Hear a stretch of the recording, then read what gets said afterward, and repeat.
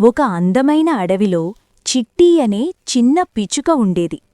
చిట్టి చాలా మంచిది, కష్టపడేది, దొరికిన దాన్ని అందరితో పంచుకునే స్వభావం కలది. అదే అడవిలో గుణ అనే ఒక కాకి ఉండేది. గుణకి గర్వం ఎక్కువ, స్వార్థం ఎక్కువ. ఒకరోజు ఒక రైతు బండిమీద ధాన్యం మూటలు తీసుకుని అడవిదారిలో వెళుతుండగా దారిలో గుంతవల్ల ఒక చిన్న సంచి కింద పడిపోయింది.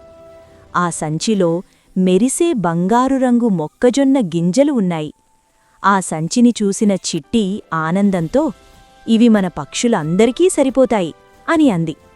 అంతలో గుణ అక్కడికి వచ్చి, "ఇవి నావే, ఎవ్వరికీ ఇవ్వను" అంటూ చిట్టిని వెళ్లగొట్టింది. గింజల సంచిని తీసుకెళ్లి ఒక పాత చెట్టు తొర్రలో దాచింది. ఒక ముసలి దుయ్యపిట్ట గుణకి హితవు చెప్పినా గుణ గర్వంతో వినలేదు. ఆ రాత్రి గింజల వాసనకు ఎలుకలు వచ్చి గింజలన్నీ తినేశాయి. ఉదయానికి గుణకి ఏమీ మిగల్లేదు. ఆకలితో ఏడుస్తూ కూర్చుంది. అప్పుడే చిట్టి వచ్చింది. తన దగ్గర దాచుకున్న గింజలలో సగం గుణకిచ్చింది. "మనమంతా స్నేహితులమే కదా" అంది.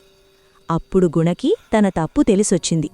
స్వార్థాన్ని వదిలేసి అందరితో కలిసి ఉండటం నేర్చుకుంది. నీతి: అతి ఆశ నష్టాన్ని కలిగిస్తుంది.